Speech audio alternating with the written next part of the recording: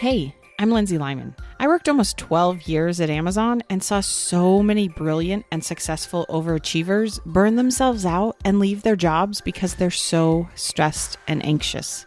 But guess what? Having a successful career does not have to be at the expense of your mental sanity and personal time. There's an easier way, and I can show you how. Let's do this. Hey, have you signed up for your coffee chat yet? Come on, spots are filling up fast.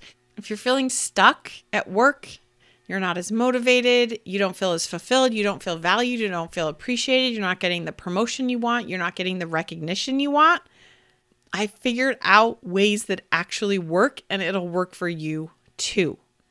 All you got to do is schedule a coffee chat. There's no cost, there's no strings.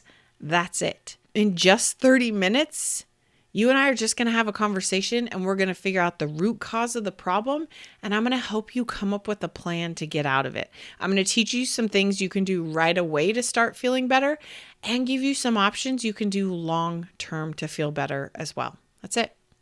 So go to lindsaylymancoaching.com/chat or click the link in the show notes and schedule a coffee chat. Come on. You know you want to. You know you've been meaning to do it forever. Today is the day. Go sign up for that coffee chat. Today, I want to talk about promotion pitfalls, and mainly from how do you sell yourself in a way? How do you tell the story? How do you influence the narrative of why you are actually ready to get promoted with some of the common things I see people stumble with. So I may give some of these examples as if you're writing a promotion document, because that's my experience and it's becoming more of a common practice across the board. I also think you should write a document, whether your company wants it or not, because it's much harder to argument things on paper than opinion. But another conversation for another day. But if you're trying to get promoted, I want to talk to you about 4 kind of common pitfalls I see as I've been working with a lot of people on getting promoted. So the first one is, again, your manager is saying, no, I don't think you're ready for a promotion, but you do. Okay. So one of my clients came to me the other day with this, and they were like, is it okay for me to go and talk to other people? And I'm like, yes, this is your career. You are in control.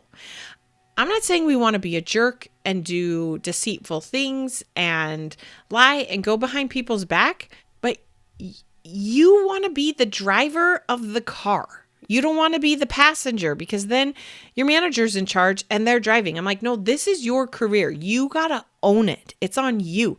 So if your manager says no, we want to have an open conversation and understand why and what are the gaps and what are some possible paths to get there.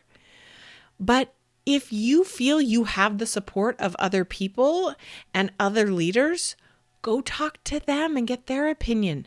Go to your skip level. Go to other executives. Go to people that you think would support it. Get their feedback as well. Let your manager know you're doing this, but you don't have to take no as an answer. And you keep pushing. And if your manager says no, you go up the chain.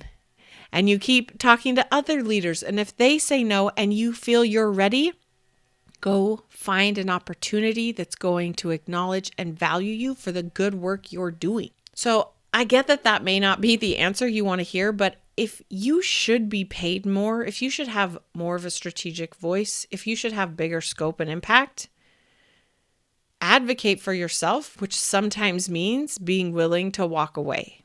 Okay? But go up the chain. If your manager says no, go and talk to your skip level. Again, don't do it behind their back. Go to them saying, hey, this is the feedback my manager's saying. What's your opinion? What are the gaps you see? Again, if you have this all in writing, it's very hard for them to argue and to say no based on their opinion. When you're writing the correct narrative, the data and the story is there. Okay, so these are the 3 other pitfalls when writing that narrative I see people get into. So the first one is indicating the work you have done. You need to be very clear and specific on what it is you did. Now, at the same time, we know majority of us aren't owning and doing everything in the project from start to finish. We are playing a part in it, and there's multiple people. We are collaborating, working with other people. That's okay, but you want to be careful that you're not talking about how you collaborated and all the things we did, right? You want to take credit for what part you played in it. Was it your idea?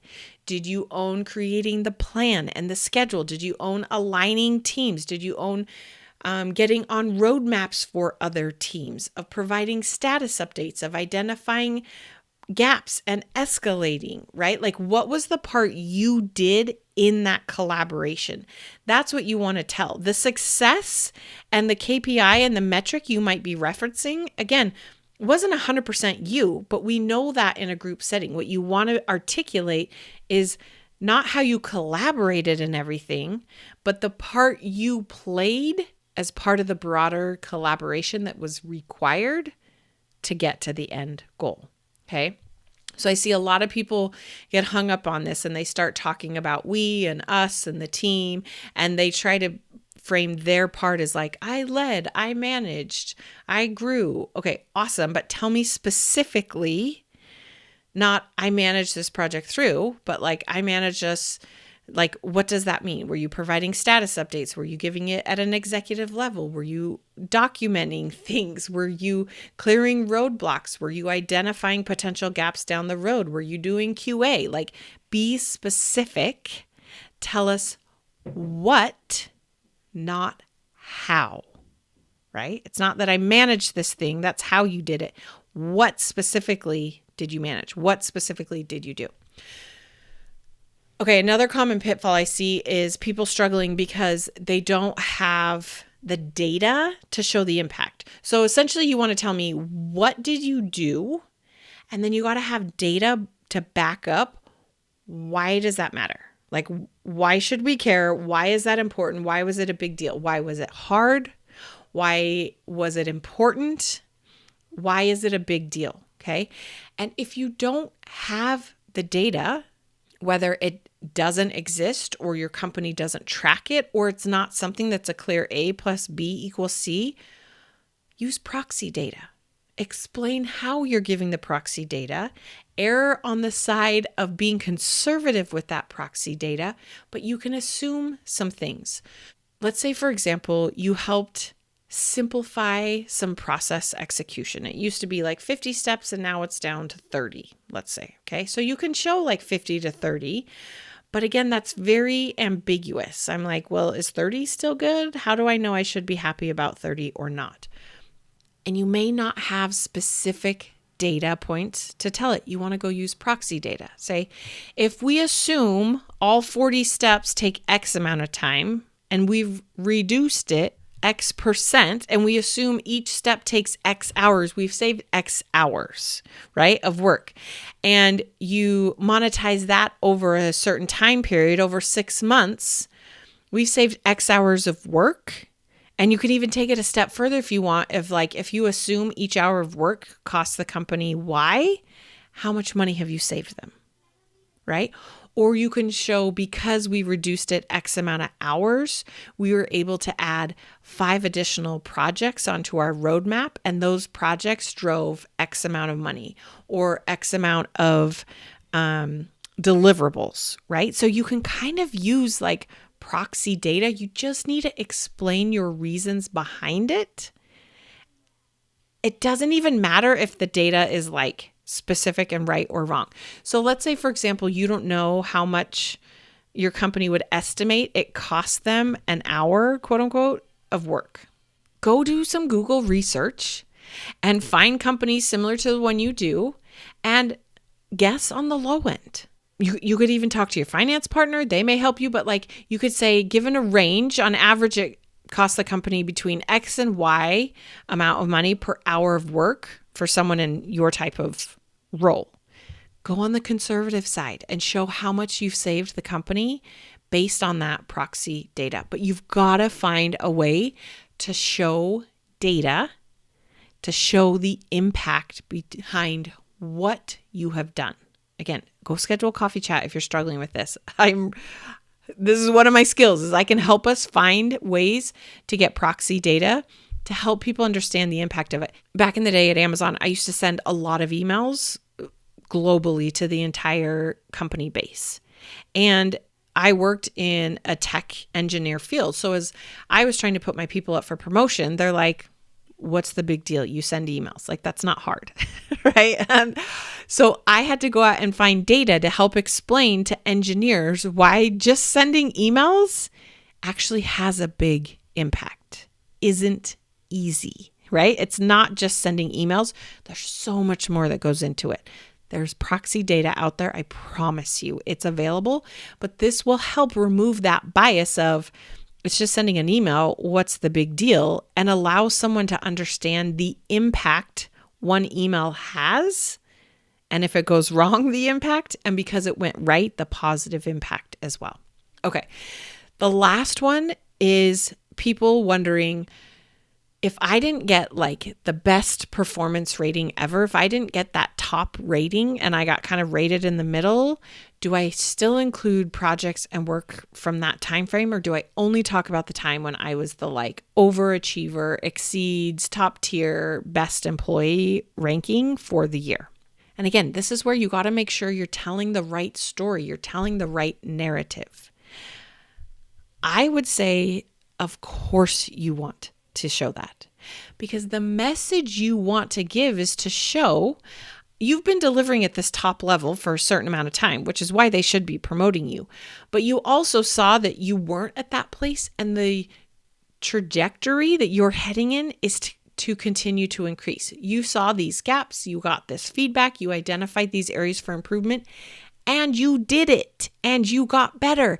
And now you've maxed out at where you currently are, and you need more challenges and ways to grow, which is why they should be promoting you. So I'm like, yes, of course you want to show that. Your biggest asset, I think, in writing these promotional documents and telling why you are ready for a promotion is the more mistakes you can show and how you solved those mistakes and how you grew and how you improved and the impact that had. That is where promotions happen.